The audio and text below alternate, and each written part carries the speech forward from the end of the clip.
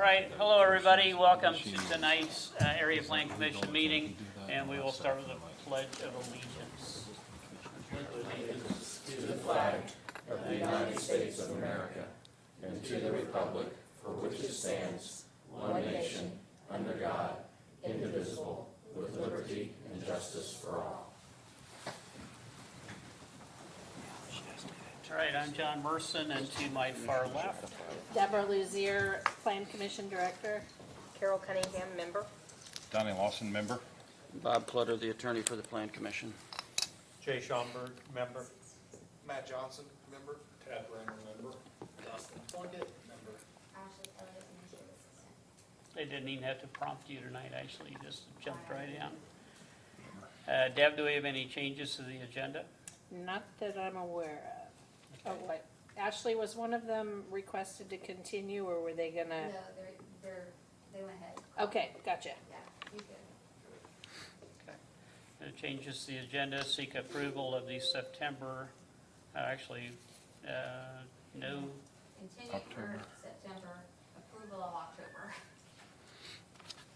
I motion that we continue September and approve October.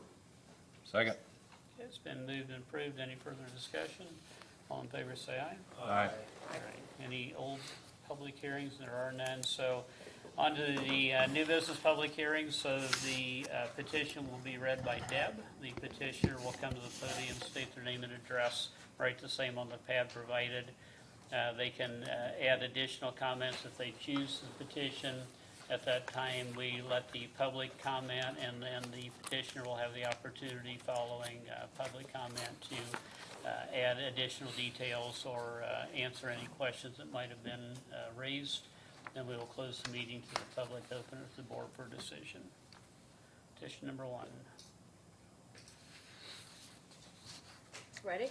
Yep. Okay. First one is petition 25JE-7M-145. Petitioner is requesting approval of a minor residential subdivision for, I believe, 3 residential lots. The subject property is zoned agriculture, contains 15 acres, and is located at approximately 129 South, 700 West in Jefferson Township. The petitioner and property owner are William Riebel. The petitioner intends to split the existing 15 acres into 3 lots for single-family residential development. Lot 1 is 4.3 acres and will access South 700 West. Lots 2 and 3 are approximately 5.3 acres each and do not have road frontage. Given the existing parcel layout and limited road frontage along 700, the proposed property split would eliminate road frontage for lots 2 and 3, preventing them from meeting the frontage requirement of the ordinance. As shown on the plat, all 3 lots will be accessed through an access easement. The Martin Legal Drain runs along the eastern boundary of lots 2 and 3, and agricultural and residential uses surround the property. The petition was reviewed by the Technical Advisory Committee on August 6th and had the following comments. Health Department will need their soil test to determine if the 3 proposed lots are buildable. An outlet for the perimeter drain will be required for each lot. Soil and Water Conservation District had no comments on the special exception, but did say when the residential property is built, a basement is not recommended. Surveyor noted that the first floor elevation for all the homes needs to be at least 15 inches above the center line of the road. The Martin tile will need to be field located for exact location and placed on the plat. If the Martin tile is not on their property, an off-site easement will be needed. A drain tile needs to be installed with a lateral for each lot. Only 1 connection to the county tile for the minor plat will be allowed. The surveyor's office will need to be contacted for inspection of the connection, and this tile needs to be installed before any drainage permits for any of the lots will be approved. Basements are not recommended, and if the special exception is approved, a drainage permit will be required for each lot prior to getting their building permit. Highway Department noted that a driveway permit will be required since there is a change of use on the property being proposed. All drainage improvements necessary to maintain a positive flow is the sole responsibility of the permittee and shall be completed as part of the driveway permit. Per their ordinance, a 40-foot right-of-way conveyance is required to the width specified in the thoroughfare plan because of the change of use of the property. Planning Department requires a no access easement be placed along the frontage of Lot 1 outside of the access easement in order to prohibit new driveways in this area. Language should also be added to the plans regarding the right to farm and the prohibition of any additional subdivision of the lots created. All other comments were addressed during the pre-application process. The variance regarding the road frontage was approved by the BZA as well as a special exception for the minor plat. Staff recommends that the APC approve the minor residential subdivision with the following conditions: that the TAC comments are addressed, that a note be added to the plans, and a commitment shall be placed on the deed of all of the lots stating that the lots shall not be further subdivided. A maintenance agreement for the shared driveway is required, and a commitment placed on the plat and deed for all lots stating the right to farm law and the lots shall not be further subdivided. All right, petitioner. Good evening. Bill Regal, like she explained, it's a 15-acre tract that I went to put 3 lots on. We were only going to do one driveway off of 700, which will connect to the other 2 lots in the area. The soil samples have already been taken and turned in, and they're on the minor plat. And the drainage that needs to be located has been located and checked out, and it is also on the minor plat as well. There is no intention of dividing the lots into anything else except for the 3. Like she said, we already have the special exemption on the property. And, let's see. That's all I have. I'm gonna build on one lot, my daughter's gonna build on the other lot, and we're just gonna leave the other one the way it is. All right. Very good. Is there anybody here to speak for or against this petition?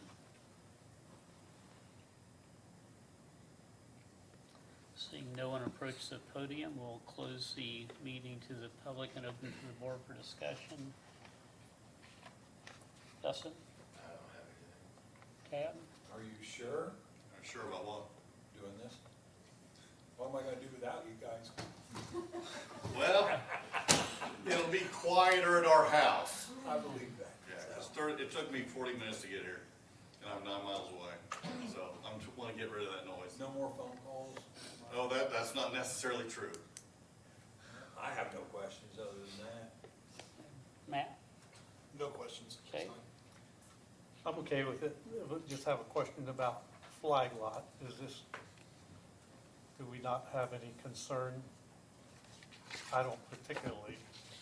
Well, it's not really a flag lot because the lots are contained in the back and then there's an access easement. So it's not like there's a whole piece of property attached to a lot that then So opens up the to the easement is back. different from a single Flagpole. pole. Yes. Yeah, okay.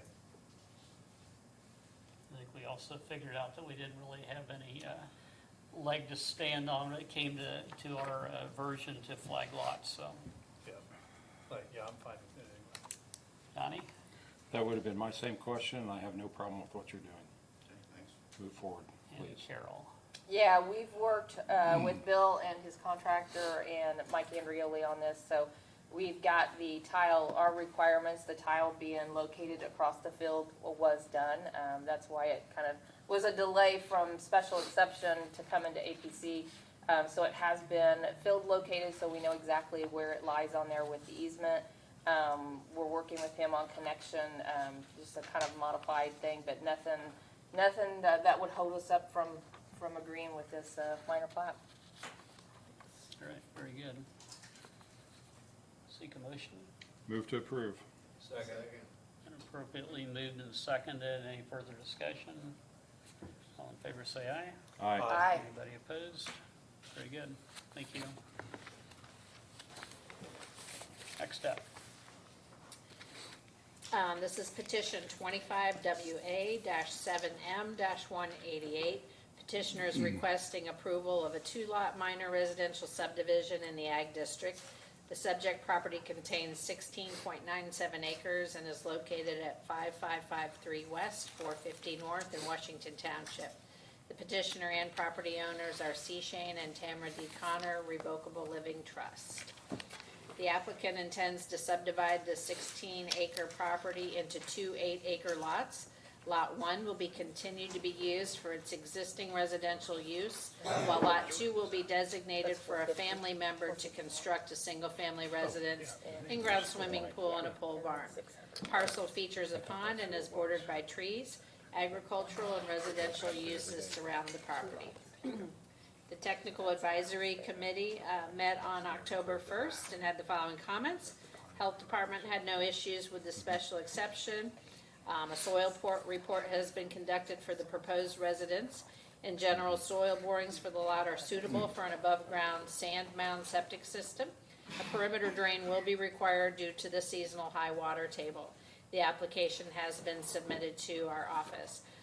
Soil and Water Conservation District, they had no issues with the single-family residence, and they did recommend that no basement be constructed. Surveyor's office said the first floor elevation needs to be 15 inches above the center line of the road, and to not obstruct the surface drain to the pond. Minor plat construction plan should show a 6-inch subsurface drain in the drainage easements to provide an outlet for Lot 2. Basement is not recommended. They should submit a full plot plan with the drainage permit application. That's all they had to say. Highway Department only supports the minor residential subdivision if the following commitments are made as part of this. The right-of-way conveyance of 40 feet along the road frontage of the north parcel line, following the procedure outlined in Exhibit B, which was part of the TAC comments for conveyance. The mature trees on the eastern half of Lot 2 will need the lower limbs cut on the roadside to improve visibility for road users and residents using the driveway. Vegetation on the western half of Lot 2 will need to be cleared from ground to sky. And regrading and reshaping of the slopes and ditch on the western half of Lot 2 will be required to a minimum of 3-to-1 back slope and 4-to-1 foreslope. If approved, a driveway permit will be required, and then they reference the codes and permits numbers for those mailboxes, driveway permits, and culvert details. During construction, the road needs to remain clear of dirt, debris, and construction equipment materials. And as outlined in their general terms of the driveway permit, all drainage improvements necessary to maintain positive flow are the sole responsibility of the permittee and shall be completed as part of the driveway permit. The site plan that is submitted at the permitting stage needs to include a plan for the road frontage also.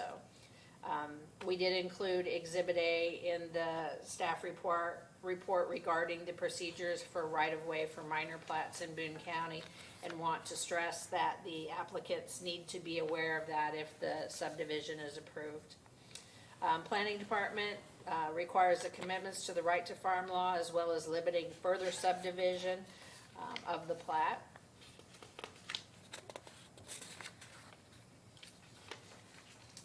With that, staff recommends that the APC approve the minor residential subdivision with the following conditions: that all of the TAC comments are addressed, particularly the following concerns from the Highway Department regarding the right-of-way conveyance, the trimming of the mature trees, removing the vegetation on the western half of Lot 2, and the regrading and reshaping of the slopes along the ditches.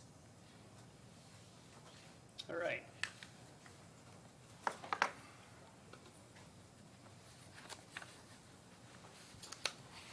Good evening, Commissioners. I'm Attorney John Cross, address 13 North State Street, Suite 241, Greenfield, Indiana, along with Shane Connor, who owns the property. Not too much to add for this one, as you heard. We've got a sizable one lot already, about 17 acres, to divide into about an eastern acre of 8 acres, western of around 9. The eastern one is already developed. The western one would be the one that would be developed. We've met with TAC, addressed all the concerns they had, submitted updated plans as requested. The BZA approved the special exception already, conditioned on the commitments contained in the staff support, which petitioner agreed to. So, Shane, would you like to add anything? Yeah, no, there was one thing that's not true. We are planning on moving into that house. So just so you know, we plan on keeping the other house as well, unless my mother-in-law wants to move in there. but right now we plan on keeping the other house and keeping the property just because we love the property. But we want to get a little bit farther away from the farm field behind us because our farmer behind us is always spreading manure in our yard and everything like that. Just kidding. Really? We love the property. him. We love the property. But the idea was, to be honest with you, is our last child, we had 4 children.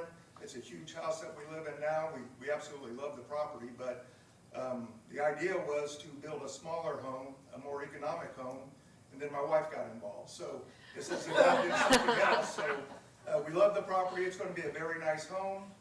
We plan on doing it right because we plan on it being our forever home. And with that, the proposed plat does meet all ordinances, so no variances are needed. So happy to answer any questions, but we request approval. All right. Is there anybody here to speak for or against this petition? Seeing no one approach the podium, we'll close the meeting to the public, open it to the board for questions and discussion. Carol? I have no questions. I have no issue with it at all. Yes, sir. No question. Deb? No question. Matt? None. Motion? Move to approve. Second. Moved and seconded. All in favor, say aye. Aye. All right. Thank you. Thank you. Thank you. All right. Petition number 3. Sure, before we get into petition 25-A-17-197, the applicant is requesting a suspension of rules regarding the public notice in the newspaper. Our application packets require a 14-day notice, and they were more at like 13 days, so they missed what we have in the packet, but they still met the state requirements for the minimum 10-day notice. Does that require a motion? It Yes. does. All good. Second. Been moved and seconded. Any further discussion? All in favor, say aye. Aye. All right. Anybody opposed? Rules suspended. Okay. Petitioner is requesting primary plat approval for Phase 1 of the 47 Commons development. Subject property contains 88.65 acres and is located on the southern portion of the 47 Commons PUD, which is located at the southwest corner of I-65 and State Road 47 interchange in Washington Township. Petitioner is requesting to create 4 lots and 2 common areas, ranging from 2.21 acres to 28.98 acres. Petitioner is MCI Development LLC and the property owner is Strawmeyer LLC. The 47 Commons PUD was adopted in April of '25 and then recently amended to add approximately 19.47 acres. The proposed primary plat creates the 4 lots and 2 common areas. This phase of the 47 Commons PUD is proposing extending the public right-of-way of approximately 1,500 feet off of 350 West. Proposed primary plat is located within the TSCS Limited TSCS block of the PUD. Technical Advisory Committee reviewed the petition on September 30th and had the following comments. Health Department noted that the applicant must apply to the Indiana Department of Health for commercial on-site sewage system plan submittal and review processes. Once the project has been approved by the state, a permit will be required from the local health department office. Soil and Water Conservation had no comments on this. Surveyor's office said they should continue to work with their office and Burke Engineering to get drainage board approval. Highway Department noted that development plan documents indicate the reconstruction of 350 West between the proposed access road and State Road 47. Highway Department requires a formal written commitment from the developer for this reconstruction, including the agreement to dedicate all necessary rights-of-way for the full reconstruction of the roadway and all applicable appurtenances. The Boone County Thoroughfare classifies 350 West as a rural local street. However, as previously noted via email correspondence with the project team, the Highway Department will require a developer to follow the rural minor collector for new construction or expansion as the basis for all aspects of this reconstruction due to the significant increase in traffic generated by the development. 80-foot right-of-way is to be dedicated in accordance with the Highway Department standards. Make all proposed future drainage features fit within the dedicated right-of-way. This can be accomplished by either revising the ditches and structure locations or modifying the right-of-way limits in these locations.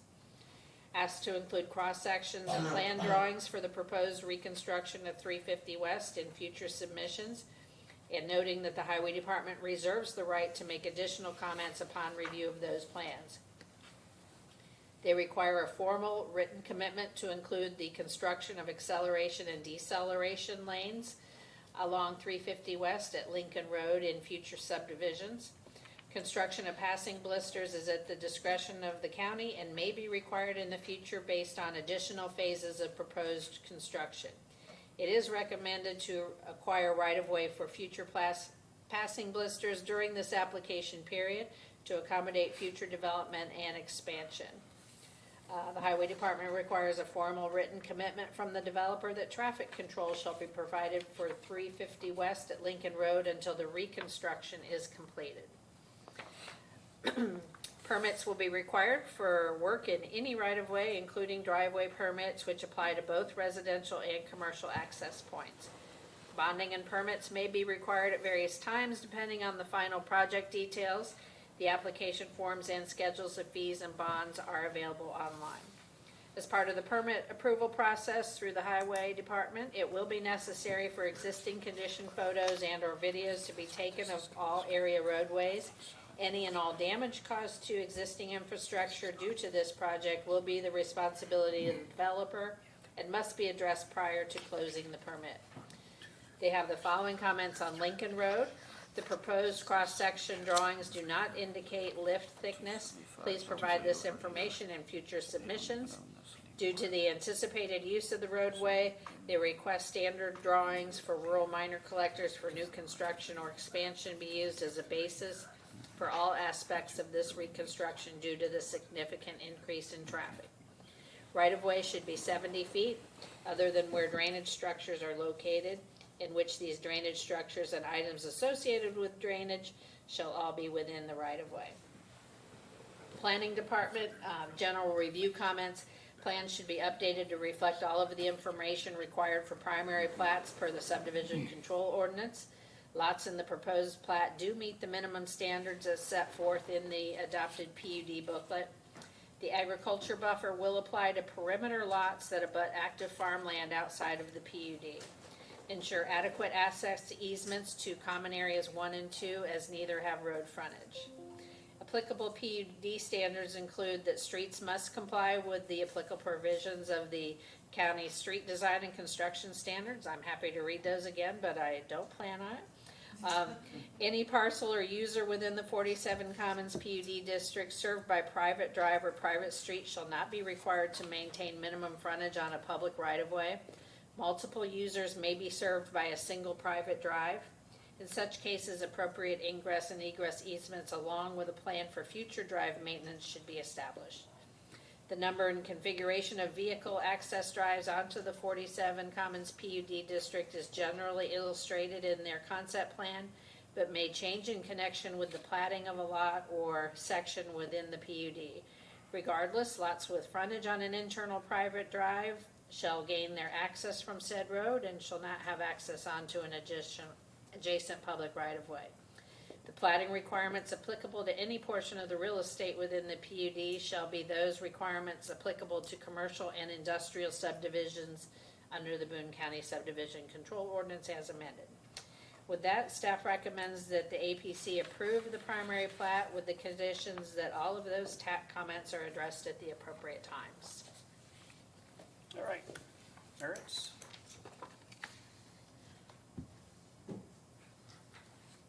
I'm Jake Merritt, we're at 900 South State 39. We don't really have anything to add. I think we've addressed all of those TAC comments. The only one sort of outstanding is the right-of-way for the reconstruction of 350, which will start in the spring. We haven't closed on that ground yet, but we're slated to close on the next 30 days. We've also got Caleb Chance here. He's with Kimley Horn. They're our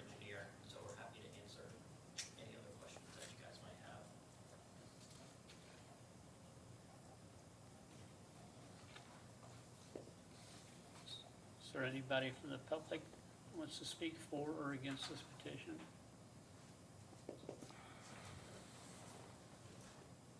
I don't see anybody approaching the podium, so we'll close meeting to the public and open to the board for discussion.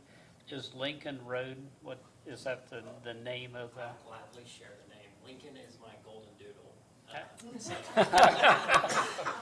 Brian, who's with Kimley Horn, was like, "Do you have a name for the road?" And like, he called me and asked me, and I was like, "Yeah, I want it to be named Lincoln Road because that's my little golden doodle." That's So, pretty awesome. Yeah, So is that also the 1,500 foot? yeah, that's the east-west off of 350. That's what we see off of 350, okay. Carol, do you have any questions? I don't, the drainage board, I mean, we've been through this, we've been through everything with Christopher Burke and Kimley Horn, and everything meets the drainage ordinance and standards at this time. Okay, Donnie? I have none. Dave? I'm just curious, I don't have any problem with it. I'm curious the logic between having two separate common areas.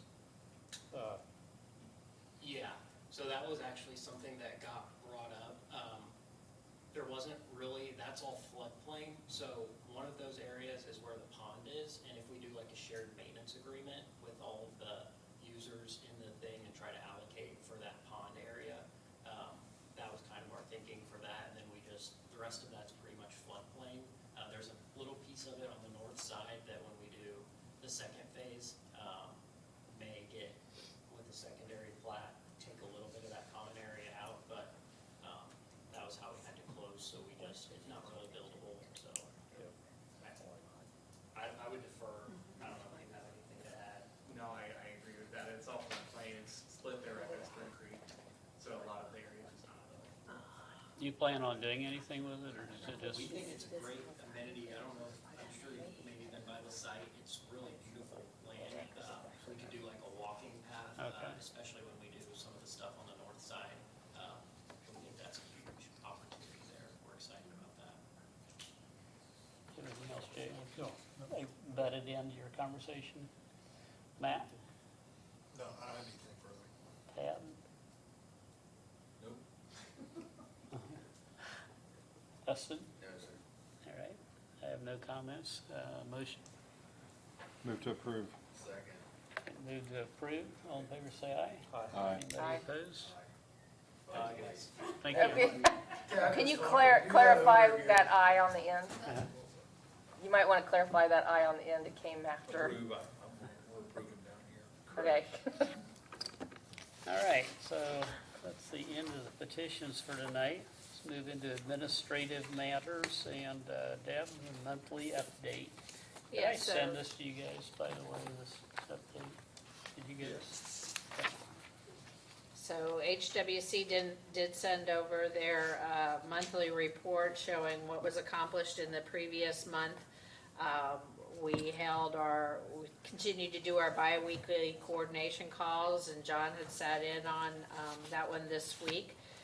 We had our stakeholder meetings on October 2 and 3. We had our energy overlay ordinance meeting internally on October 6. Steering committee meeting was held on October 7, and the preliminary community engagement report was on October 7th. We continue to discuss and work on the energy overlay ordinance development, as well as existing and future conditions development report. So, and we'll be talking about that energy overlay ordinance, at least a preliminary outline in a second here. So, upcoming work, they do anticipate having a draft ordinance to start reviewing on November the 10th. We do have an existing and future conditions report they're gonna put out on November 14th. The planning directors and local officials are gonna be meeting on November 18th. And then we'll start our LEAP area engagement sessions, and then the energy overlay ordinance review meetings later in November.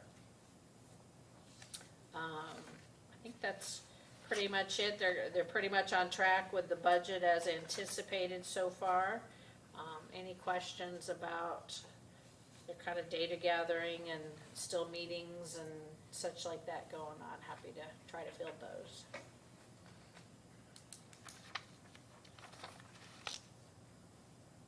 questions about this? Are we gonna discuss the draft separately? The outline or the draft? The outline. The outline, Yeah. yeah, we can go over that. I know they did want some guidance, at least on the outline from us this evening, so that they can proceed with writing the full draft and kind of tweaking that and filling in those blanks going forward. Yeah, and I think this would be a good time now I've lost my place here on the, here we go, on the dates that we're working towards on Oh, yes. getting this all approved, because we have a timeline that we're working against the expiration of the moratorium. So ideally, and I actually think we will have the draft ordinance on November 10th. Working with HWC has been a challenge at times, but I believe we have turned the corner and have a more responsive team that is going to work really hard at being more transparent and providing additional information, which has been super difficult to get. But ideally, we're going to have a draft ordinance on November 10th.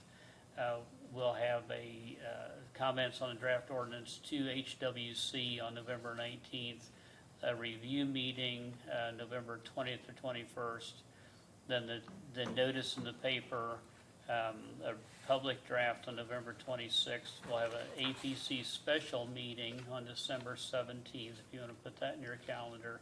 And ideally, at that special meeting is when we will adopt the final ordinance. Or make a recommendation. Make a to the recommendation, yeah, commissioners. and that would then go to the commissioners.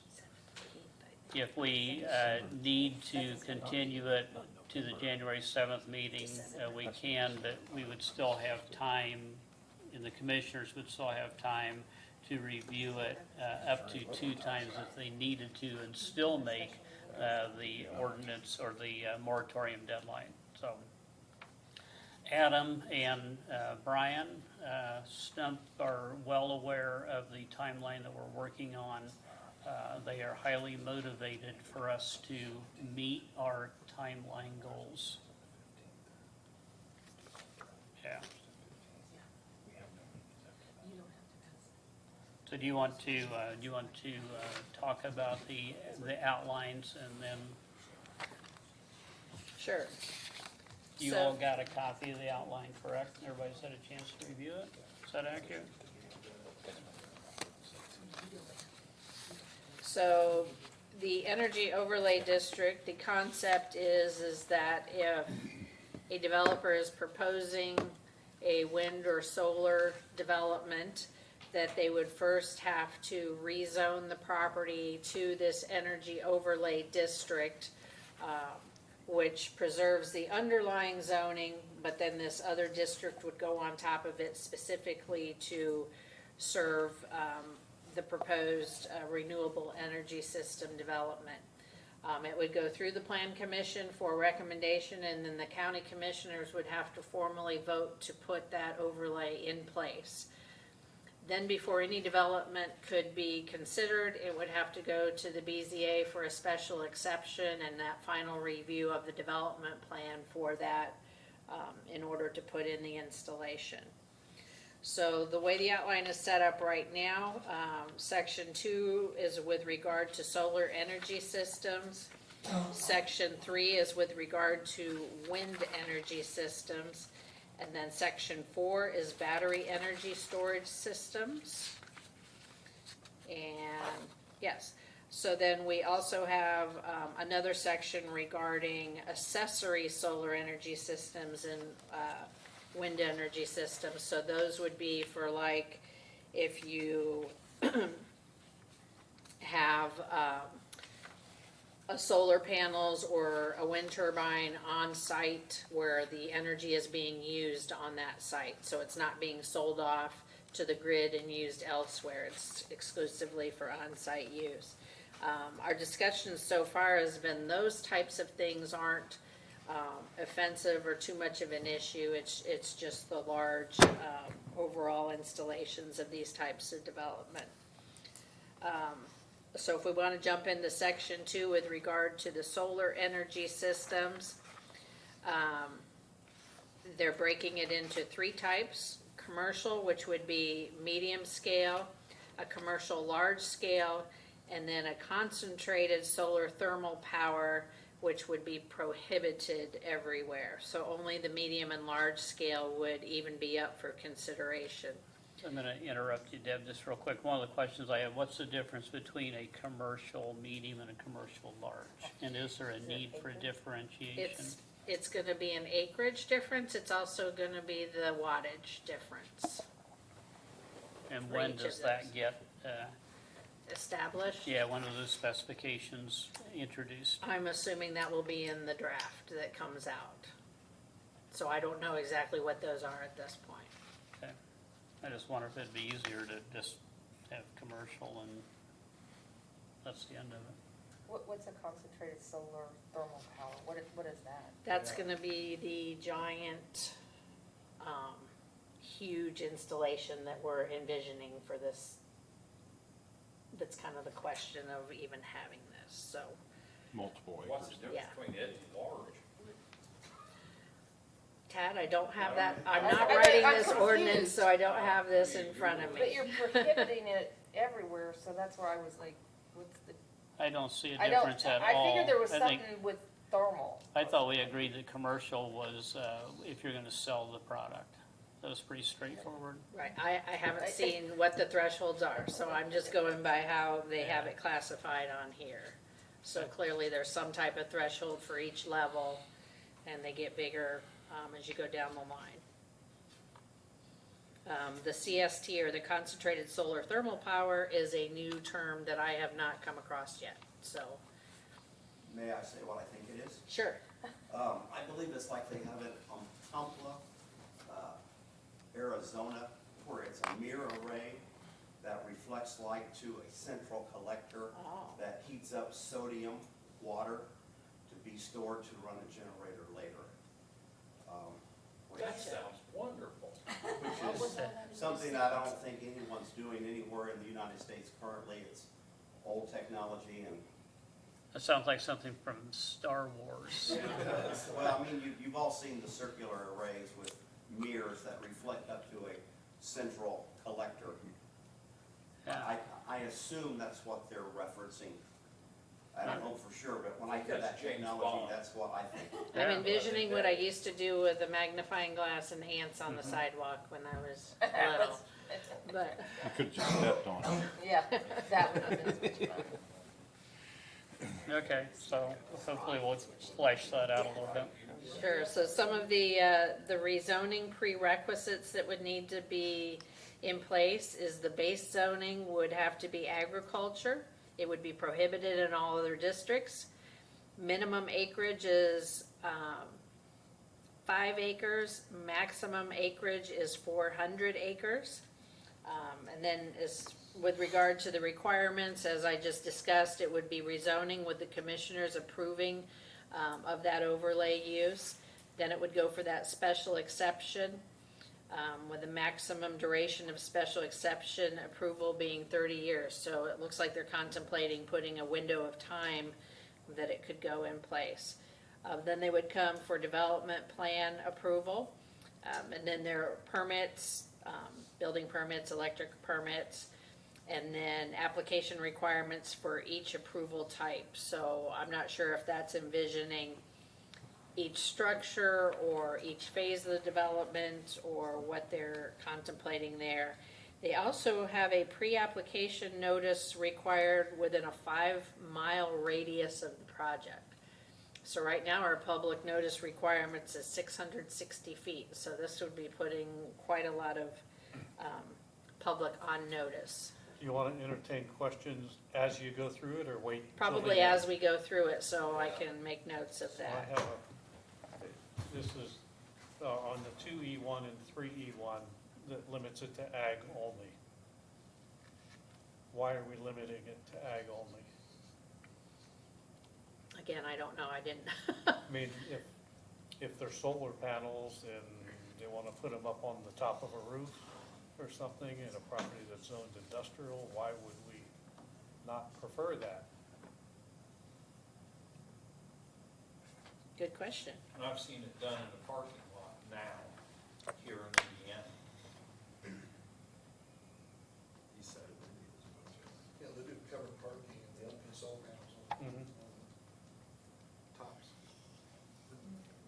is that for just the, is there a difference between, medium commercial, large commercial, and, where we're thinking commercial being that commercial development has its own? Is that under a different, wasn't that under a different thing in here? Well, this seems to prohibit it anywhere except farmland. I thought if you weren't selling it, if you're selling it to the grid, it's commercial. But if you're utilizing it yourself, even being a commercial business utilizing, as long as they don't sell it to the grid, But either it's one, under a different group, right? section 2E and 3E have the same Okay. verbiage. Yeah. Or 2E1 and 3E1. But if they were wanting to put it on top of a commercial building, Yeah. that is pre-construction thing, that is nothing that exists right now, because it can't support that, from what I've been told. The weight? The weight of it. So it has to go on to a new, so if it, this is just, I'm thinking out loud, which that's kind of dangerous to do. But if someone's gonna come in and build a commercial building, then it's not ag anymore. Right, And so then they can get that all in their construction. It has to be set up for that. It can't go to an existing building, According to the way this draft reads, it would be prohibited. Because. even now, for a new I building. got what you're saying. Now, okay, I Yeah, understand that better or- now. So If we why are we rezone limiting something it? to I industrial. mean, Good to me, question. that would be preferable. Now I understand what you're saying better. Thank you. Chip I manufacturing get what company he's in saying. I Arizona, was thinking something different. that facility out there, there's I was multiple focusing on buildings, different but things. Maybe you were too. it's covered in solar panels. I mean, not just the land out there, but the whole facility is, there's a lot of solar out there on that chip manufacturing. But it was, they Yeah, new- built it for yeah, they that. just- Yeah, that's right. None of these buildings here around Lebanon can have that. They cannot support that. It's not built for that. I would love for that to go there, but economically, they can't do that.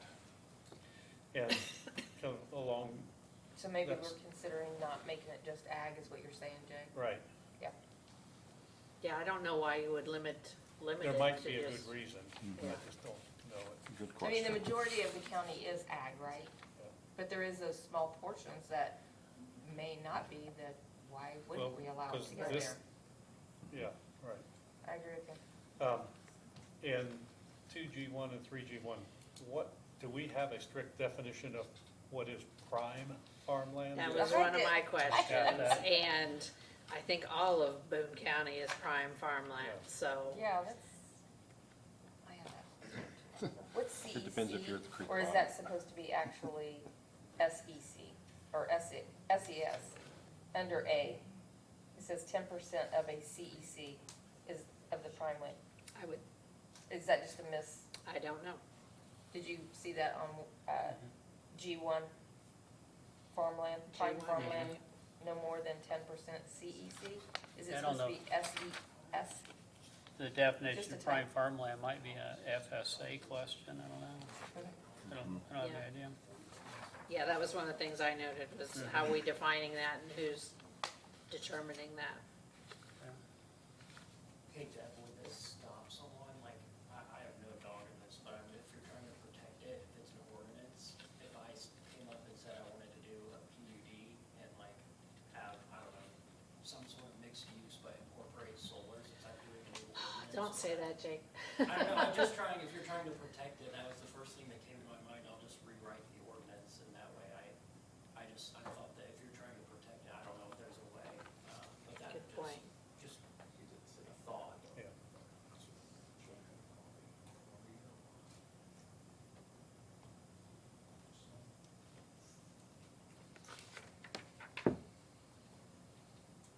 Okay, so now we're down to, under the design and development requirements for the medium and large scale commercial systems. That siting requirement regarding the prime farmland is in question, noting it must be within 2 miles of a substation with a minimum, 33, is that kilovolt grid Yes. connection and enough spare capacity to support the energy being generated. I'll be honest, I'm not sure exactly what that means, so. Does that mean we don't want, I mean, the solar system has to be close to a substate, within 2 miles of it? Within 2 miles. So that you're not, Of a substation. you're not running the lines 5 miles down the road before it gets to the That substation? makes sense. Plural, too. Huh? Have you seen one of these? You did. Did you fly into Vegas? Yeah, Man, But it not was- very pretty. nighttime, but yeah. There's a huge one over in Fountain County right now. It's pretty amazing. They did list the minimum separation from an incorporated town or city is 1 mile. I 2 was miles. thinking it should be 2, 2 miles. at least, I know, The reason there even is a separation? cause that's what, at least I know the town of Jamestown has mentioned that. Is there a reason why there needs to be the separation? I mean, They don't want it against their city limits or town limits that would keep them from expanding Growing, correct. and affecting future development in those communities. Advance, I would say from the farmer. yes, Yeah, we have within the city limits. Right? You have to have it next to you. won't be putting any houses there. Yeah, too bad. Too bad. Next to the water tower. Minimum separation between projects would be 3 miles and cannot surround more than 2 sides of a non-participating property. That's pretty standard language to make sure you're not surrounding somebody's house who's out in the rural areas. Cannot be located within a flood hazard area, that's pretty standard. Cannot be located above the following unconsolidated aquifer systems, noting the Tipton Complex aquifer system with less than 40 feet of surficial clay deposits, the White River Outwash aquifer system, and the Wabash River aquifer system. You probably know about No, those systems more than me. I guess I would say, my question was, is there a map that shows Yeah, that? I mean, there is. okay, Yeah. I've never pulled up seen that map, so. DNR has a map, and so. I have That'd a be couple nice to see questions the on that map one. to see what we're Well, saying, what it can't this- be in. Our entire county is more than covered by the Wabash. Wabash, yeah. So, The Tipton's not shown on the map, but the Wabash covered. So my question also is, that 40 feet of less than superficial clay deposits, does that apply just to the Tipton aquifer, or does that apply to all 3 named aquifers? It looks like just the Tipton one, Okay, so. the way it's written there. That's what I would say, so just this alone would preclude any of this in our whole county. I don't know enough about this in regards to, are they environmentally toxic? yeah, I did say. Yes, they are. And there are counties that do prohibit them from being over the aquifers. We would not be setting precedent with this. So like, I want to use Crawfordsville, Montgomery County there, that's awful close to Sugar Creek. They have one right there as you're going down 74. Is that not a concern? Not that I'm drinking out of Sugar Creek, but I definitely, But this alone would eliminate any development, because we are 100% in the Wabash aquifer. Gotcha. So between that and the farmland, prime farmland, what's left? All right, meeting adjourned. Right there. That's why I'd like to see that map, what they're trying to Yeah, say. DNR has maps on the web. Okay. Interesting. I had a question mark on that, so But it should be, you just answered it. I mean, it should be tagged. With regards to site design requirements, they have distance from property lines or rights of way set at 250 feet. I think that's pretty low. Separation from non-participating landowner property lines is 500 feet. And then separation from participating landowner property lines, setbacks could be waived entirely. And no battery systems are permitted on the site. I think this first one should be, 500 and then 1,000 for A and B? that's 3 football fields. Do you want to be 3 football fields away? I don't know if I can't see that far anyway, so. Well, we'll just have you gauge it. If Tad can't see it, you're good. Is that 5 feet? With or without glasses? Just asking a question. Depends on which day. Depends if he's reading or not. I can't. I'm driving, I can 5 see feet away. With regard to height limitations, it says ground mounted cannot exceed the maximum permitted accessory structure height of a base zoning district. I don't know that we have a maximum height established in the ag district because we're anticipating silos and things like that. So that's really not a standard per our ordinance. Other ordinances I know break that out, but ours does not. Building mounted cannot exceed the maximum permitted building structure height of the base zoning district. So those we do have heights for. But again, in the ag district, it gets a little gray because we know a lot of the ag buildings can be taller. Ingress and egress and perimeter access will be addressed. They haven't given us any guidance on that. No razor wire or barbed wire fencing would be allowed. Would we specify more of what type of fencing would be allowed? 'Cause was that not, I wasn't part of the plan commission, but wasn't that one of the big things when Rachel was looking at it? Bob, you could answer that. I remember her saying in TAC meetings that we're just gonna put up a farm fence, and she was not in agreement to that. So if we don't specify, I mean, we're just saying this, but then they could just put up a farm fence around it. Not that I think they will, but I just remember that being a conversation that you guys all had, She wanted that was on the something that plan was, commission, and they were not would willing to provide more agree. screening Yeah, as opposed to, And I'm not saying I'm a for or against, but I remember at the fairgrounds, they were talking about, I think it was them or East, I think they were the ones who brought it up, that you could put sheep in there and still farm it. You could, yes. So are they eliminating barbed wire because they don't want, I mean, Well, you typically have different levels of fencing. Usually there's one close to the project and then another one separating. My understanding is you have to keep certain wildlife out because deer and such can damage the facilities.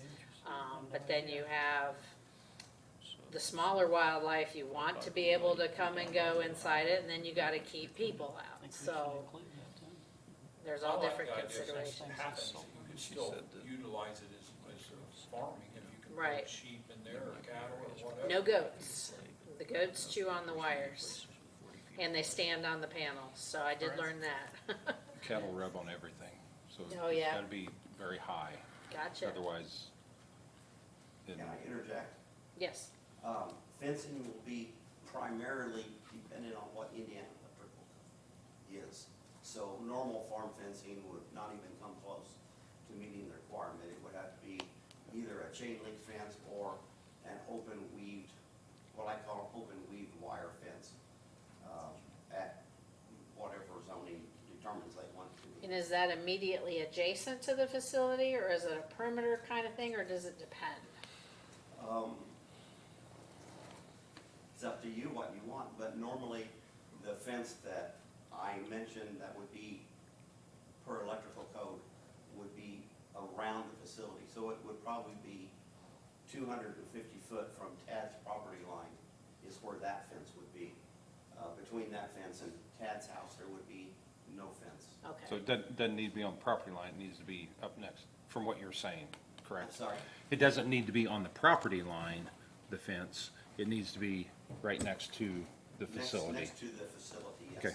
It would, the fence would more than likely be 250 foot, 300 foot, or at your discretion, however many feet that you want from a property line. So the fencing would be mostly around the array, closer Gotcha. to the array. And it would probably have, I'm not an electrical code person, it would probably have to be 6 foot tall. It would probably have to be chain link fence or closed cell, Woven wire woven type. wire.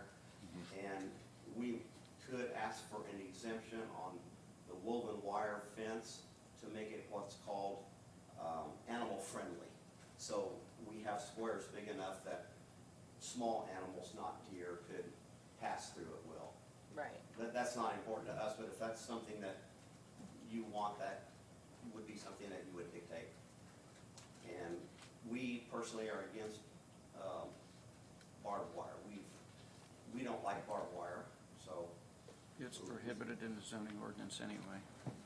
So, So why do you keep deer out? why? Yeah. See what neighbor does the There's really, Is there There's no wire reason to keep- everywhere in this? there's- Exposed wire? no, there's no real reason to keep deer out, other than, I mean, they would not be something that you would want in there. A lot of problems come with deer because the contractors leave the gates open while they're working, and then a deer can wander in, then they shut the gates when they go home, and the deer is now trapped inside, which he shouldn't be, they should get him out of there. But, we don't have too much of a deer population right now because of coyotes, but, deer would be perfectly happy to be out there doing whatever they do. They're not like goats, they don't eat wires. They could be out there. And they're gonna clear a fence. Yeah, right. Deer will jump. They jump over anything they wanna go to. I'm not sure if they can jump 6 foot. Well, that's a good point, but I would say 4 to 5 foot, I think, not a Yes. problem with them going 4 or over that. 5 foot, yes, easily. 6 foot, yes, I agree with you, Yeah, that'd be a little I harder. don't think they can jump 6 foot. So is the prescribed fencing you mentioned in the electrical standards, is that a protection, Yes, it's a From- protection to keep you out. humans out mostly? Yes. Okay. So what, let's move on to number 6, the foundations. What's that reference, Deb? I'm not really sure unless it's how exactly they're mounted to the ground and what's below to support the system. How are they mounted? You don't, I mean, is it a concrete slab or is it? It's like, yeah, it's got a full post or footer beneath the ground to support them. Yes, if we're speaking to the array itself, our preferred method would be to dry steel pilings in the ground. And then the racking would mount to the steel pilings. There would be inverters on the project. Most contractors like to mount their inverters on a concrete pad. That's what we need a data center. That would be the preferred method, but again, it would be at your discretion to dictate what we do with inverters. But it wouldn't be a thick foundation, it would be like 4 or 6 inches deep, square pad, and the inverter would be mounted on it. I think the inverters in Clinton County are just on crushed stone.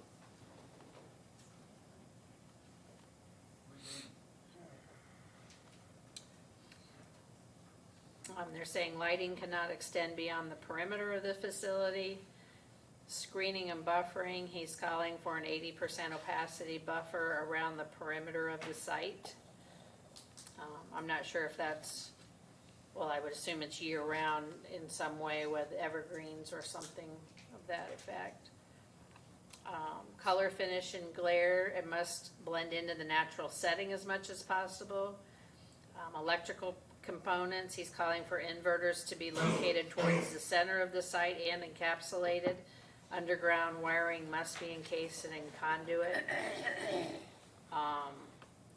Maximum of 4 square feet of signs, or sign maximum size. Utility interconnection, they want documentation of grid access and an off-taker. I am not sure what the off-taker terminology means. Can I go back to Yes. 2G7 and 3G8, the lighting restrictions? For the Lilly project, there was some specific verbiage that it had to be downcast lighting. Here it says it can't go beyond the perimeter, but I didn't see anything in here that specifically says it needs to have some kind of baffles or deflectors that. I think that's in the merits thing too. We can definitely make sure that's being included. And there is some other verbiage in 2J2 and 2J3 about that, but it doesn't specifically talk about forcing the light downward. I don't think Lily's got the memo. They, not so far. I'm hoping that's just temporary lighting that they have there for now. It's Old City. Yeah. So, doesn't matter to us. We can't do anything about it. We And can't- it is we can't- temporary. In all construction, you're gonna have lights Yeah, like that. that's what I figured. I didn't like We that can't do stuff. anything about it, but we can learn from it, and. You're exactly right, Yes. thank you. On the wall, don't you? Because they kids come in here. I've never, going past any of those solar things at night, I don't notice them. Right, I don't think there is any lighting. the wind I do, So that'd be a comment, see if we could add something that, absolutely. Sewer and water, they must test all wells within 1 mile of the site prior to and after construction. I would think probably during operation or some interval there as well. I had a note here, what would they test for? Is this water quality? DNR that would do that. Well, I think they're Yeah. saying, they're What saying type of that this contaminants company would come have with to this? do the You testing. know?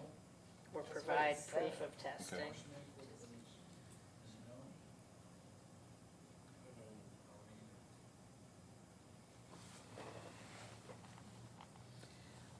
For drainage, they're noting legal drains must be relocated and reconstructed where existing drains would be located under their equipment. Newly constructed drains must be televised to make sure they are not, I don't know what the. I don't know what that means. yeah, what, I don't know what Complete LD means. is that legal drain? Oh, that might could be. But that doesn't, It could be Make identified. Sure in they there. are not, Maybe- no, it doesn't that doesn't really make make sense the way it goes together, so. Newly constructed? See, Carol. and does televised mean just cameras run through them? Yes. Cameras run through them, let's check the. So I think one of the other things too is we'll probably look at too is making sure that no solar panels put within that right of way at all too, not just the, you know. Yeah, we're That, already. that'll be one thing that we'll really have to focus on and look at, not only from the legal drain side, but me as a farmer going across, Donnie as a farmer going across to Jay, the farmer. Jay may have the legal drain on him, but Donnie's the one developing, and my drain runs through Donnie to get to Jay, which is a private drain. We're really gonna have to focus on how does that affect and whether or not it's gonna be required maybe to, they have to do total mapping of that field that they're gonna be in. Total mapping to locate all field tiles, private and legal, across there to determine where those are so that we don't affect, what Donnie does doesn't affect me. Right. Cause I gotta go through him. Okay. We are under the assumption already, and we do not plan to build on top of legal drains. We assume that is not legal, that we can't build on top of legal drains. Other people can't build buildings on top of legal drains. Right. Right, and I think. But we're putting it out there so that they don't come to us and say, oh, we wanna build 15 feet, so give us a variance. We'll Right. just put it right out there, we're not doing it. Right, and then I think we would be more than willing to do mapping from, let's say, my farm to Donnie's farm. If he has a drain that comes from him to me, absolutely, if we didn't do Yeah. mapping, we could drive a fence post through my. Absolutely. It's actually my drain that's on my property, but he uses it. I think we would be absolutely in agreement to do drain mapping. It would probably benefit us to do drain mapping. It would I mean, benefit I us to don't- know I where don't- all of our drains are sometimes. Amen. Right. No. I mean, But I don't it's wanna not, make it's my not own an easy side. task like everybody thinks. We can sit here and talk about it, but that's not an easy task. I'm still working with Meta trying to locate 2 legal drains, let alone private drains that we don't have any information or know that they're even there. I know some places are trying to use GPR. I'm not, Meta tried to use it. It does not work. They were convinced that it could. And they said that they just wasted their money on doing it, so. Is it because they're clay? Yeah, I mean, They don't it's show up. just not gonna show up. I mean, you Interesting. don't, you gotta have sandy soils and stuff like that. From what I understand, we have a system here, we bought it several years ago, Jim thought he could use it for section corners. It didn't work the way we thought that we were anticipating. Can find great sites, but can't find other things. But I think drain mapping. Yeah, we're gonna have to- would benefit my neighbors, and it would also benefit me. I don't wanna create my own wet spot.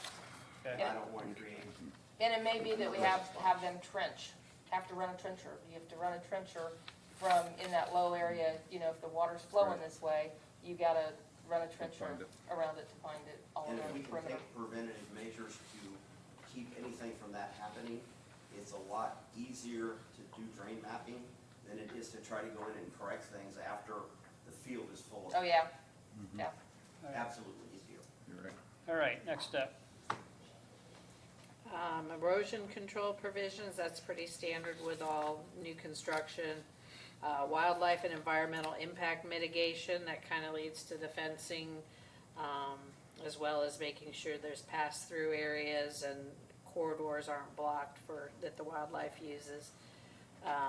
Solar easements, they'll need to provide copies of those. That's basically making sure neighbors don't plant trees or put structures up that would obstruct the use of those panels. Also calling out property value guarantees required for all homes within 2 miles of the site. Appraisals by at least 2 county-approved vendors to establish the baseline data. Who approves the appraisals? Good question. The county, so right there. I think that cabinet is something that really needs to be fleshed out in terms of, what about the value? You know, if it impacts the value, what does that look like? How much does it have to impact the value? Right. What do we do about it? Yeah. I think the landowners have to get their own assessed value.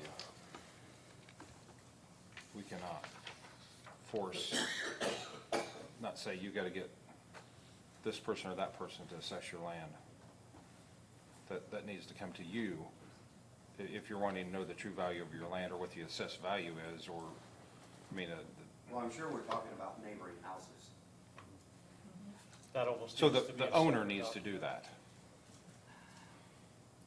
that. I don't know if I should put you in a position where you should pay for your own appraisal. But you get to choose Who does it? who does it. Well, I think the county should choose, because you don't want me picking an appraiser that's not appraiser property. No, I understand that. I think my first gut reaction on that, it's up to the owner of the ground to get the To appraisals choose then. the appraiser?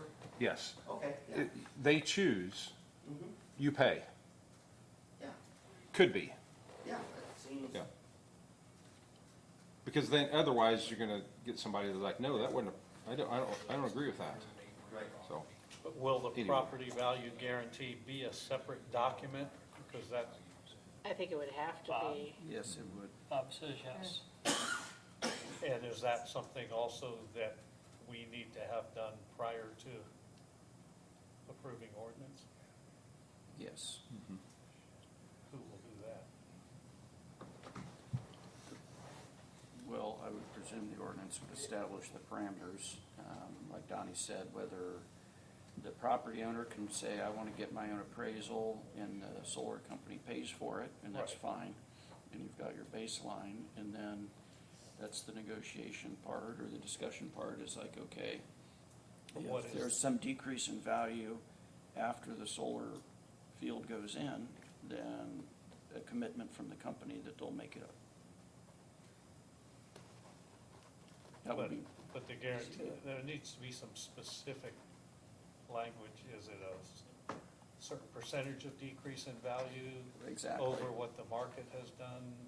That's exactly the point. That's part of the process that you would talk about with the solar company. It's like, if everything else fits, everything else is good, then you'll need to come up with a formula that you're going to compensate them.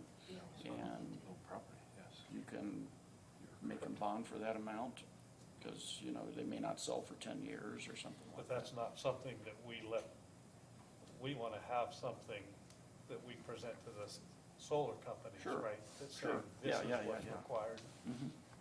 This is what it's gonna be. So if that needs to be if that needs to be completed prior to the ordinance being voted and passed, Yes. who creates that document for those rules? I'd like to think That that would be, HWC, that would be part of the ordinance. I'd like to Yeah. think that they've Okay. already got a. So they'll sample. elaborate on it a lot more. I hope. I would sure hope Yeah, so. but you're Just saying say- this is just an outline, so. Yeah. Yeah. Okay. Okay.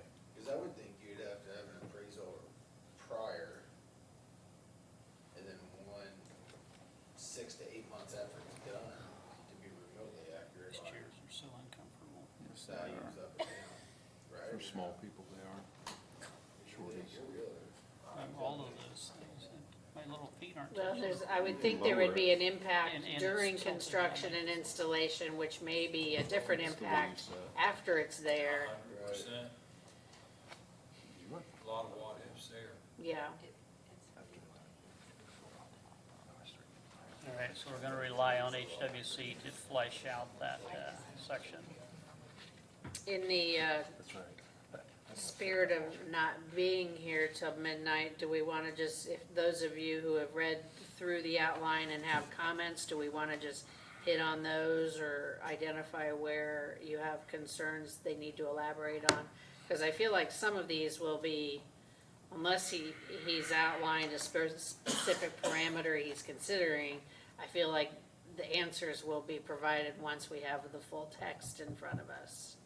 That's Didn't you everything I have. mention earlier about battery storage with these facilities that was not, Oops. 'cause I can't remember after. Yeah, they call that out separately in That's- another section. They have That's to be section- at a substation, Donnie? That's section 4, battery energy Yeah. storage systems. And that's completely separate from the solar. Yes. Okay, that, I Solar misunderstood that. says, we've only gone through, haven't even gone all the way through the solar part yet. Correct. And then there's wind, and then there's battery storage. Okay.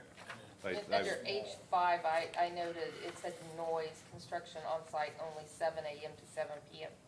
Should that not be restricted also to no Sundays, or maybe even no Saturdays, or because it's talking about construction of it, during the construction.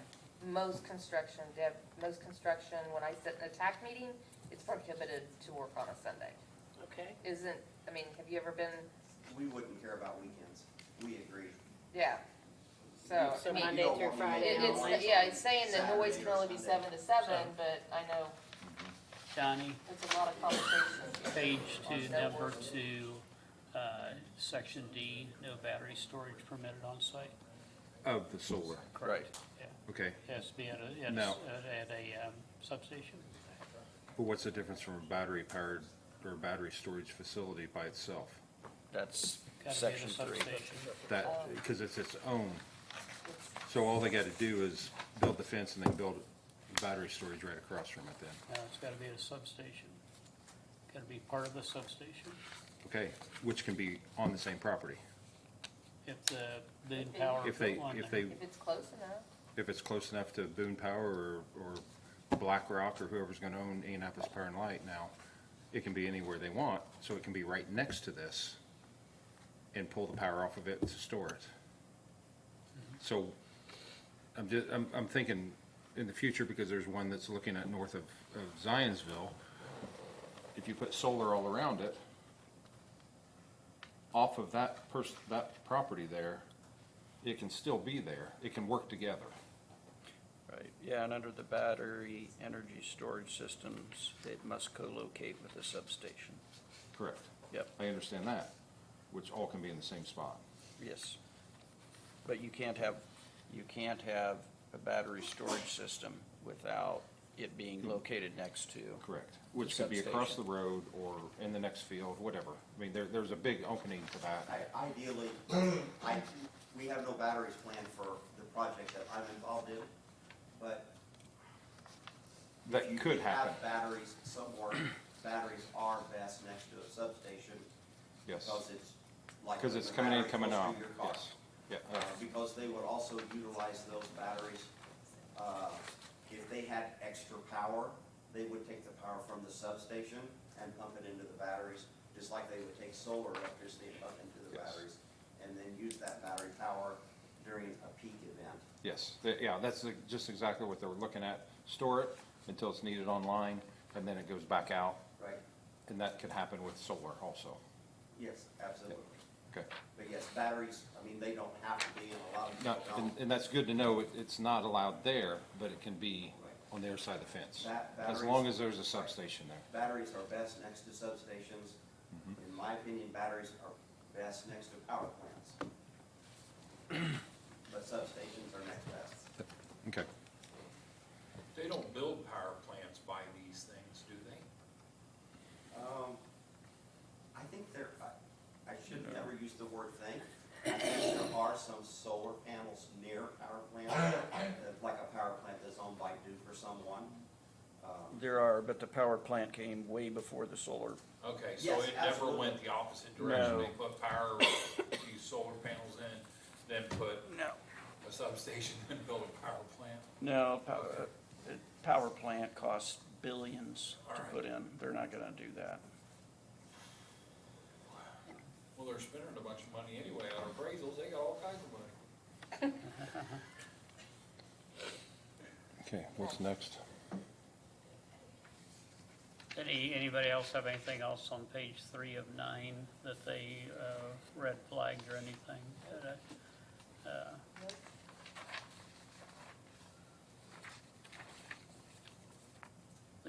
Bob, I'll ask you to weigh in on the I-7, the liability insurance, if that looks like that's an appropriate line. That's a standard. Okay. 2 million per occurrence, 5 aggregate. So what happens if they file bankruptcy? They So- will. That's why there's a bonding requirement. And If you'll look at K, yeah, I mean. decommissioning plan and surety, 150% of removal and restoration costs, Okay. updated every 5 years. And you would also want to include with that any decrease in property values. And we're also okay with 150% bond reviewed every 5 years.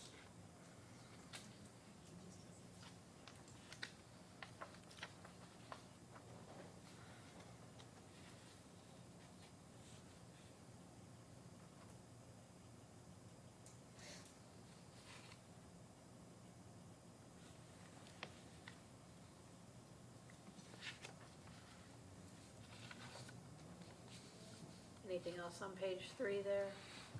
I didn't have any other notes. Page 4 gets into wind energy systems.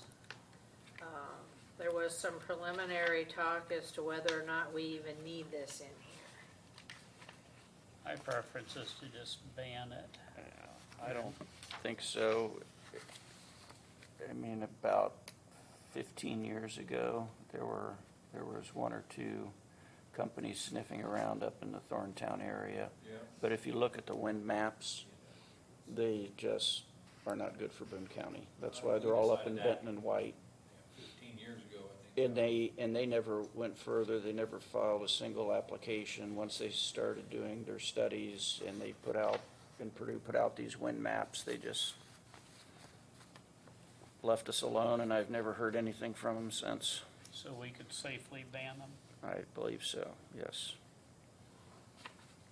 And I don't think you'll get any pushback No from, pushback if we did that. That would save a lot of Yep. pages of stuff.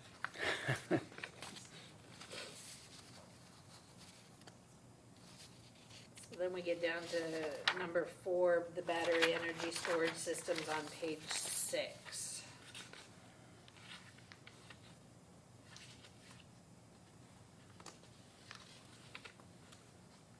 But this is substation only. substation only. The site requirements say that they must co-locate with the utility substation. And Bob, this is a Bob question.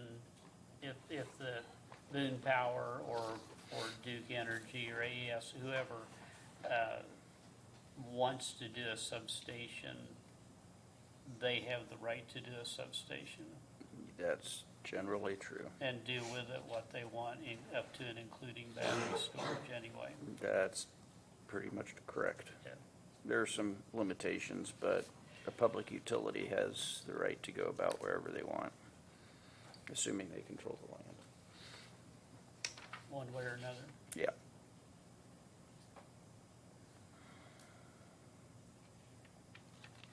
I thought that if it's only, can only be with the substation, do any of these other setback, site design, all that, is that even applicable? Yeah, I think it is. The Okay. setbacks, 200 feet from a property line. We have the right to say that, though, even You if it's do. a utility wanted to do it. Yes, Okay. you do. You can't prohibit it, you can't design it, but you can have setbacks and development standard restrictions. Do we not have any now? Because I'm just thinking every substation We do. that I'm aware of definitely does not have a 200-foot setback. No, we do, but it's not anything close to that. I can't remember what it is.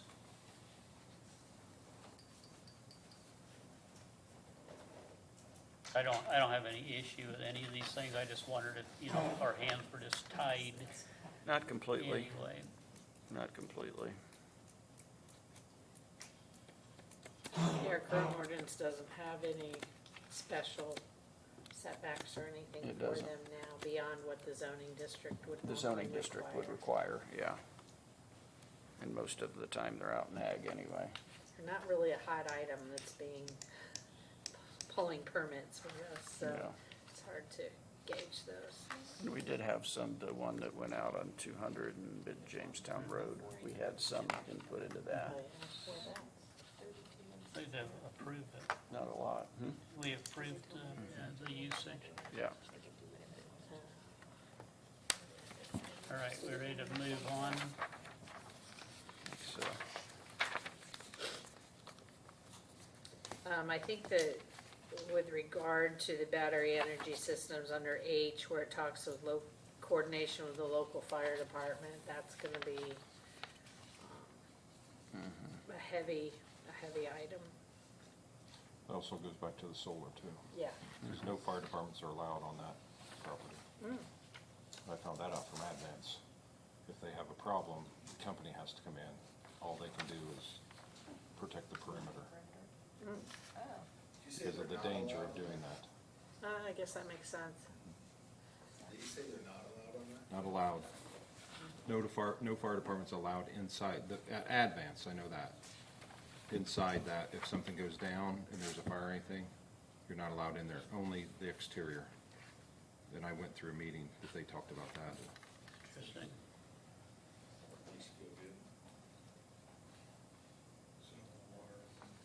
Because there's, yeah, you don't just pull in with the engine and spray water on that. It's completely different. So the accessory, page 8 of 9, the accessory is for residential, non-commercial use. Is that accurate? yes, so I think if you're talking about residential or, as there was some discussion, if it's a business and they just wanted to use the power themselves, they put it on a rooftop or on top of a parking garage or something like that, that's where I think that is applicable. I would advocate keeping the wind energy systems, the accessory standards in there. Yes. I had one question on that accessory under 2, then B, the setbacks, when it says same as the accessory structure in the base zoning district. So when you're in the ag district, if you are residential to residential, if you had like a minor plat, it was residential to residential, the setbacks is only 5 foot from that property line, so you could put a solar, if the 3 of us live next to each other, Donnie could put it 5 foot from my property line. Is that how we want it, or do we, I would suggest you increase that. Yeah, I get it, I think maybe they were thinking it, if you're in ag, it's always 40 foot, well, that's Yeah. not the case. No, it's When you're not. in ag, if it's residential usage Right. to residential usage, it's only that 5 foot. Correct. It seemed pretty close. I Yeah, know one of my other communities, their ordinance said the same thing, it's whatever the underlying was, and they had problems with neighbors getting a little petty about it, yeah, and just, I would so suggest, they went with 25 feet from Okay. yeah, any that's a good property idea. line.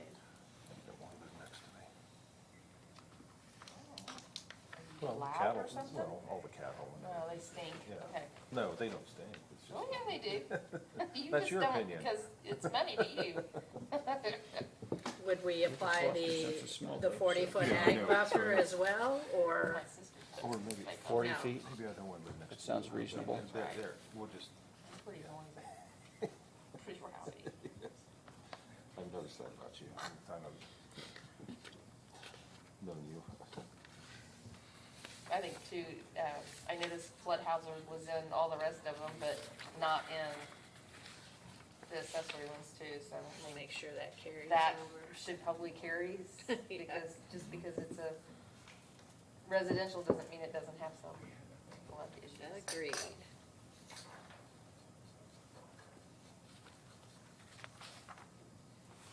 And, page 9.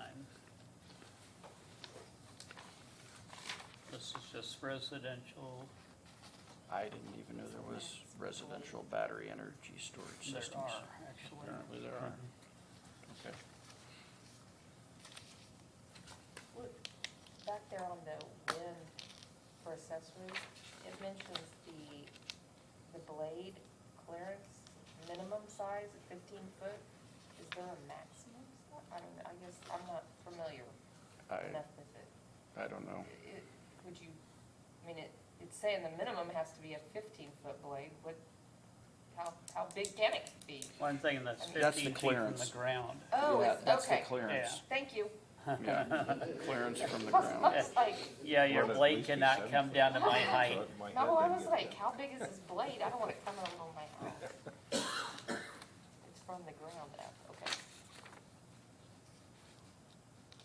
All right, any other discussion or comments on the draft? Should have, today's the 5th, in 5 days, we should have a workable, reviewable ordinance available. I was going to plan to go ahead and email Brian and Adam and at least let them know what we talked about tonight and where those changes come in, and so I'm hoping they can, I'm assuming they will get those incorporated before we see that draft. But then at least let them know about the questions we had about some of the other language that we expect the text to address. Okay. Yeah. So interlocal agreement with Yulin, I'll let Bob talk for a little bit.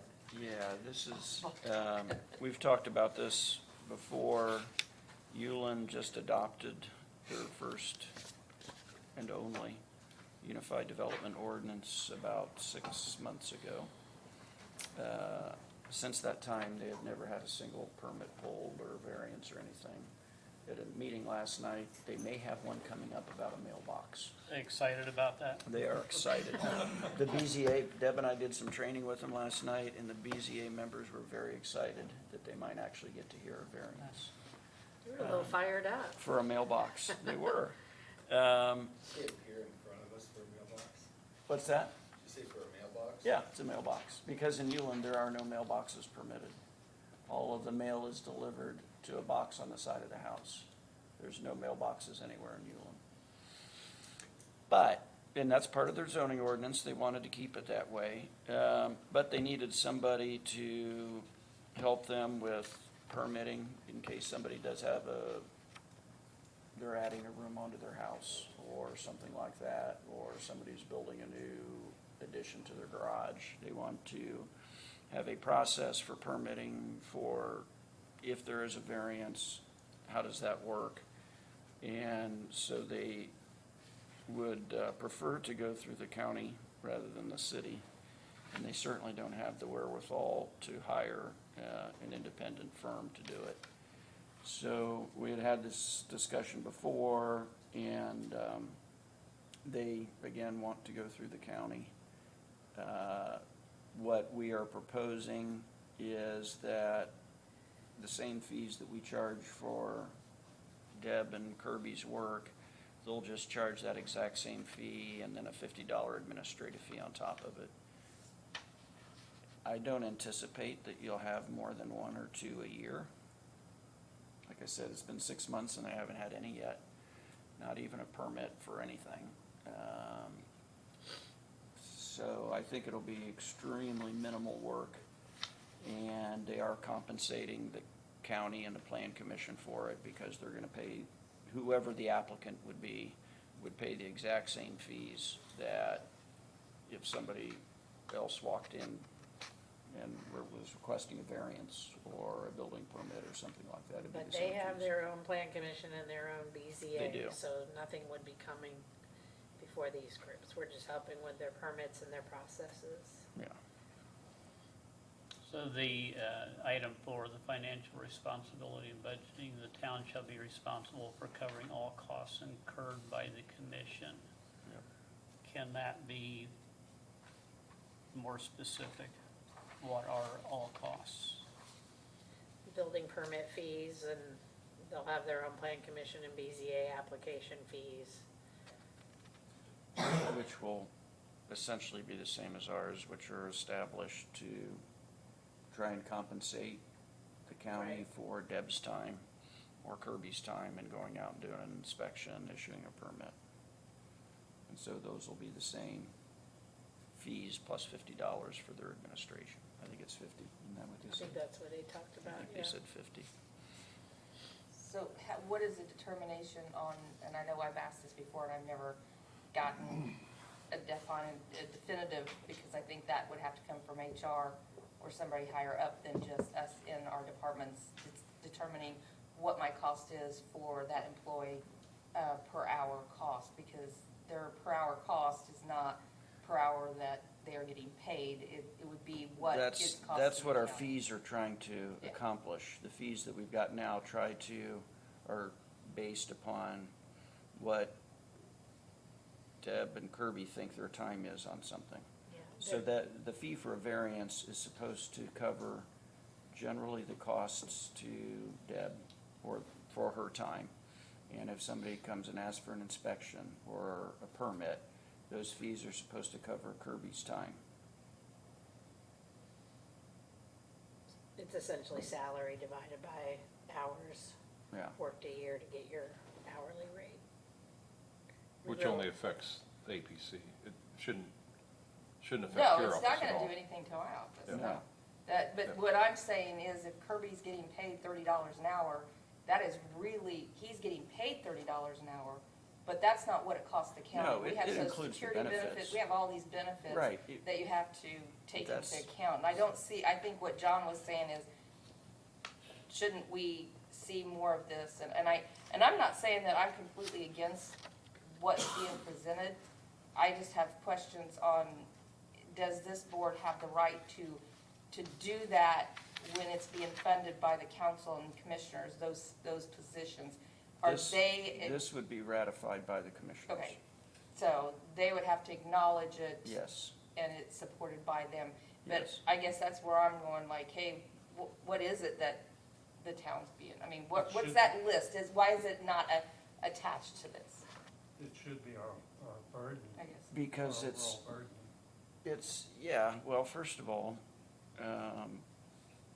wasn't attached because we're still going through the process of adjusting. Maybe it's all been done, the fee schedule. Yeah, that's been That's recently done. Recently Yeah. done, it wasn't when this was Yeah, first October presented. 6th. So the fee schedule is the same, and that's supposed to take into account the hourly rate as well as the benefits.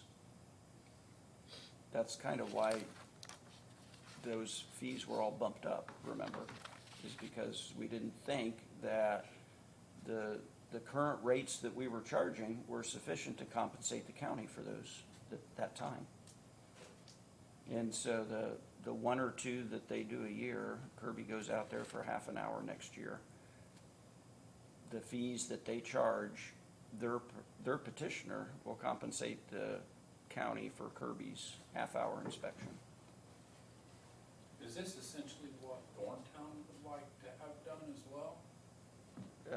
Possibly, yeah, but it's the same concept. Thorntown's a lot bigger. But instead. Remember, in Hewlin, there's only 58 homes. Yeah, I know.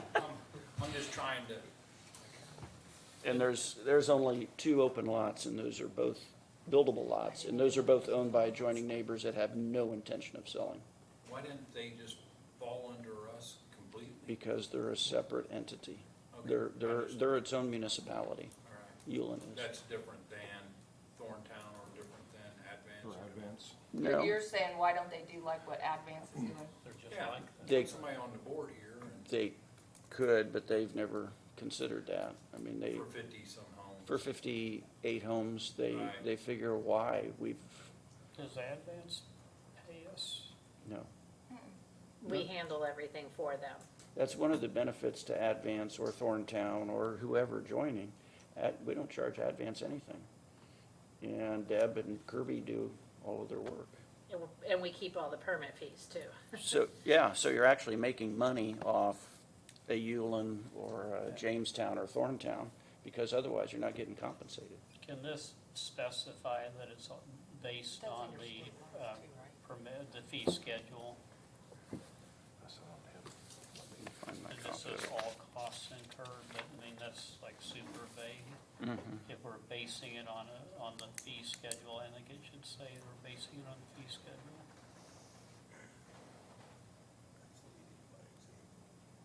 Okay. I see that too, when we talk about Ullin, like you were saying, Bob, it's got 2 lots that are vacant, so there can only be 2 new homes built in there. And they're not gonna There's no commercial zoning, no industrial zoning, there's not different zoning classification. They can't put a new subdivision in. So No. I guess where, I think somebody down there, or Tad, I think it was you or somebody that mentioned Thorntown. So They only have 2 Is- districts. is it next month though, but Thorntown can annex? True. They Right. just annex. Yeah, and so- They can annex, and then are we providing the service to them also, doing exactly like Ullin? When really, Thorntown should be like Advance if they wanna participate, they should be coming into the whole.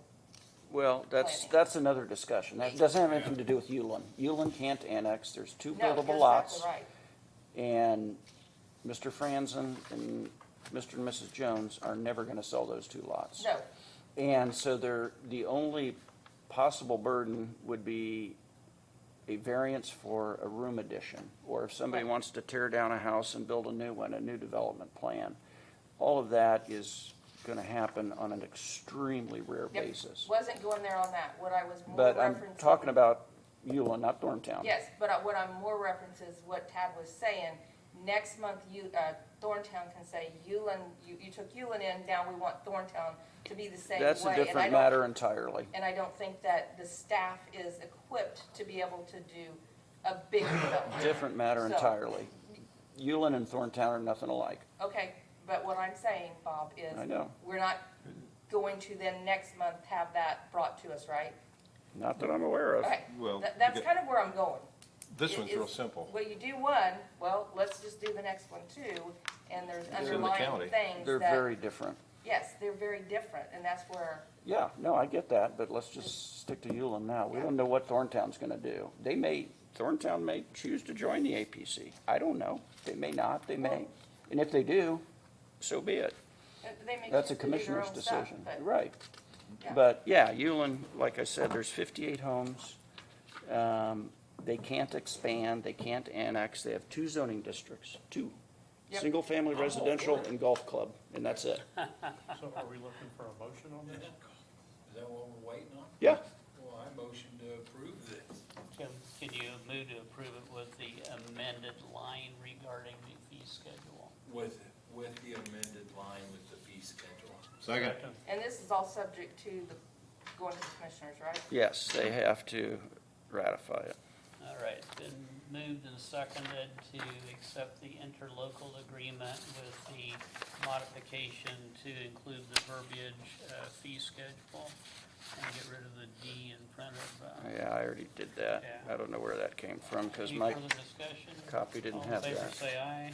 Aye. Anybody opposed? All right. That wasn't painful at all. It wasn't? All right, Except for me taking a guess. accessory structure draft ordinance, Deb. Yes, it's just something we did not contemplate when drafting the accessory structures on residential lots, is what happens if you have a minor plat where one of the lots is 20 acres or greater and they want to continue to farm. We don't want to limit their ability to put in any farm buildings or accessory structures on their properties. Carol and I had discussed this a little bit, and I think it was purely an oversight. You usually don't see a 20-acre lot in a minor plat, but we have a situation where somebody wants a structure, and I said, hold up, I think we're gonna do an amendment and move forward with that. Let's save you an application fee and time, so. So do we move to include the amendment? Well, I'll have to advertise it and bring it for vote at the next meeting, but I wanted to at least bring the text to you to show what we're Make it happen. contemplating. I didn't see any issues with it. Yeah. So that doesn't require anything except for discussion. Nope, just, All right. Draft rules and procedures, everybody received those today. yeah, didn't expect anybody to read these ahead of time. Thank you. I was, I wish Ashley would've added that to her. I was, Skimmed through it, but I think that's definitely for future reference.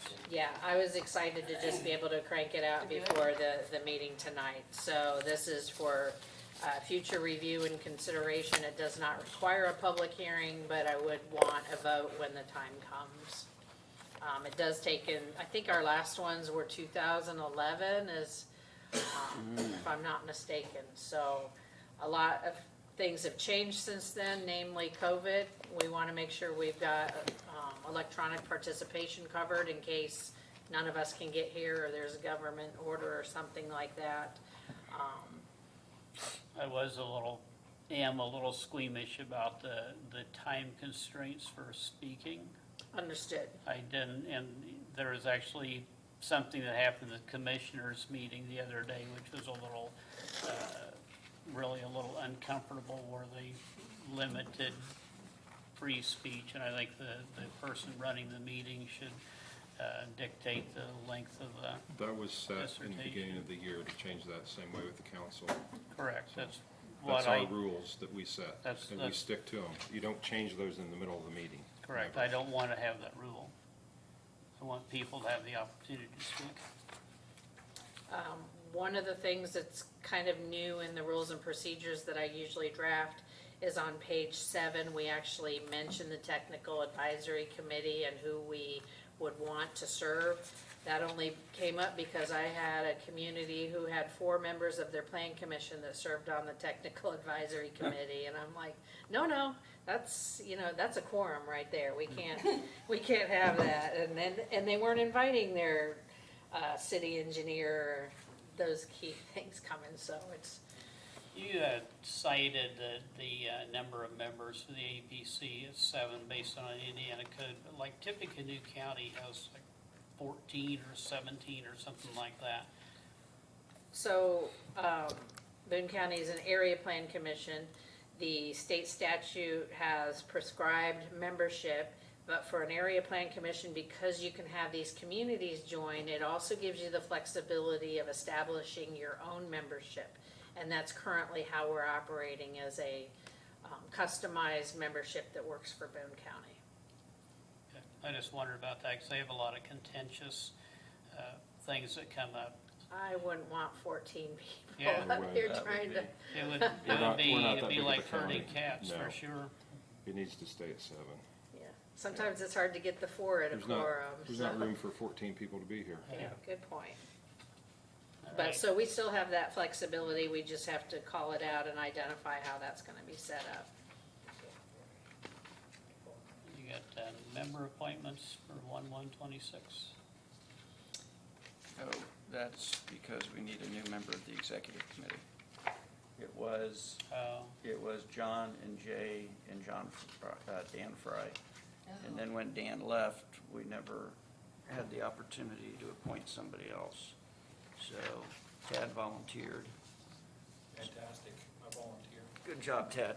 Good job, Ted. So Good, Tad. I would recommend a motion to appoint Tad to the executive committee. Move to approve. Second. Moved and second, all in favor, say aye. Yeah. Thanks, Tad. Opposed? Good work. Yeah. And then,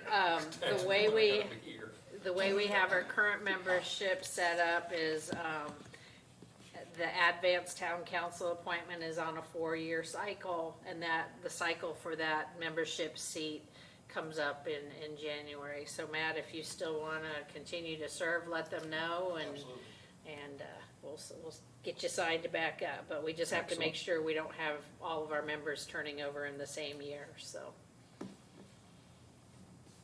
Good Is deal. that everything on our agenda? Then you got the possible training. Do what? if Oh. possible training, Oh, first yes. meeting in 2026. I like to get in the habit of at the first meeting of each year, just doing a little training session, not only to bring new members up to date, but to remind existing members what our roles are, what we should and shouldn't be doing, and things of that nature. So we can either do it at the January meeting, or maybe we set up a special meeting for that, or maybe you don't wanna be trained at all, or anything, so. I think usually, Bob, we could probably get through that within an hour or whatever, and Easily. field questions. idea. Can I ask a question Yes. before we get out of here? No, that's one of the rules, you Yeah, can't do exactly. No, as a member of the executive committee, you can no longer ask questions. How is the progress going with Thorntown? Donnie, you said you were gonna talk to them, and we made They're any progress? thinking about it. That's all I can say. Is their commission is like 3 people, No, They're- they have a board of directors of 5. 5 people, Oh, you mean, are you talking the council or the plan commission? the plan commission? I think the plan commission is I 5. think they're supposed to have 7. They're supposed to now. have 7, but I don't think they can get enough people to show up. Holy crap. Yeah. 7 people. Plan commissions are supposed to be 7. Yeah. I just didn't know. So, Now, they're an advisory, but even as an advisory, it's 7. So, I mean, Euland's is 7 people, and, Jamestown, How 7 do they have people? 7 people that can start? exactly. Well, I mean, only 4 of them showed up, 3 of them Oh, showed there's a up. quorum. Be like a Yeah, pitch, you yeah. only need Yeah, that it's like a one. pitch-in. Yeah, they all meet at the 19th hole for the meeting. So is that training something that we could have prior to the meeting? We could do Sure. it prior or after, whichever your pleasure. We can definitely do it in an hour. A lot of you already know that most of the stuff we're talking about anyway, so we could just set it for 6 o'clock on, what is that, January? 3rd or 5th? Fifth, I don't know. somewhere in there. 7th? 7th. 7. We're I all was gonna around say, I was 7. trying to get there. January Yeah, 6th. why don't, if you guys are all good with that, 6 o'clock? That's what my daughter and her friends went, 6, 7, I saw. All right, any additional business? Yes, couple announcements. First off, we had a technical advisory committee meeting today, just our routine meeting, and one of the things that's coming up is, in these minor, residential subdivisions, as well as some of the special exceptions that we approved for single-family residential and ag. When they get down to putting in that driveway or putting in the drainage or things, they are not paying attention to the conditions of their approval that the BZA put on them or the comments from the TAC committee. One of the gaps in that communication is the engineer who's preparing the plans isn't always attending the meetings. And so it was the consensus of the TAC meeting that if you're bringing a minor subdivision forward, we want that engineer sitting in the meeting so they understand the terminology, they can guide their client on the cost and what to expect with those things before moving forward, so. Are you getting this, Jim? Jim's fine. Jim as I told Jim, him. Jim, He's attends fine. every Jim's one fine. of them. always do everything they're supposed to. I know, yes, I know you do, Jim. You come to them. I'm just kidding you. But a lot of them don't. Yeah, so Tex said that would be a problem solver if we could mandate that. And if the engineer chooses not to show up, then we bump it to the next TAC meeting and you get continued You and, have to have an engineer. No. Land surveyor. well, yeah, I'm sorry. I got a question, I mean, it's gonna be like, Terry's son represent me, doesn't have to As be- long as he knows, I think the What we're company is, talking about. maybe it's not, it's maybe the company. The company. Yes. Because your son's employed by your company and works with you. I think that's a good, that's a good, Well, Good and point two, there, I yeah. mean, as, you know, for the ones that are out of town, you can zoom in, you can remote access, we so could that figure should, that out, but that we shouldn't want be a them hurdle. participating in the discussion is Yes, what we want. that should not listed be a down. hurdle. And then lastly, did we want to talk about ordinance, reorganization Oh. kind of going forward. Yeah, which is what we were gonna talk about in the executive committee meeting before it came to the full commission, but we might as well just bring it up now, is so Deb had gotten a couple just kind of informal quotes on redoing our ordinance, reorganizing, reconstituting it, for lack of Yeah. a better term. And those came in a little bit higher than what I would anticipate that kind of work would involve. And so Deb has been drafting ordinances for APCs and counties and cities and towns for the last 30 years. I Only don't- 35, Yeah. so. But Started in what, kindergarten. But, so, my thought was, if you want to consider that, I don't want to put words in Deb's mouth, but if she would be willing to do that under her existing contract, that might be of interest. But I don't even know what the quotes were, so I don't remember anyway. yeah, they were, I think they ranged from about 80 to 120. Okay. My, No. for the whole For the whole- document to update it. Whole zoning ordinance. So what I found in my